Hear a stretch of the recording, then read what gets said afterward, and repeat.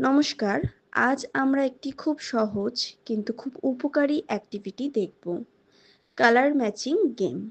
এই গেমটি বিশেষ করে অটিস্টিক শিশুদের অ্যাটেনশন, কনসেন্ট্রেশন এবং লার্নিং স্কিল বাড়াতে সাহায্য করে।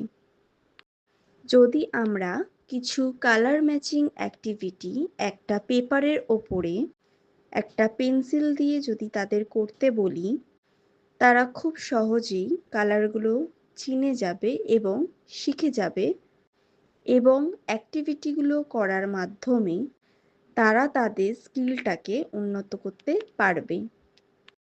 এই অ্যাক্টিভিটিগুলো করলে কি উপকার হয় একটি অটিজম শিশুর, আসুন আমরা দেখে নিই।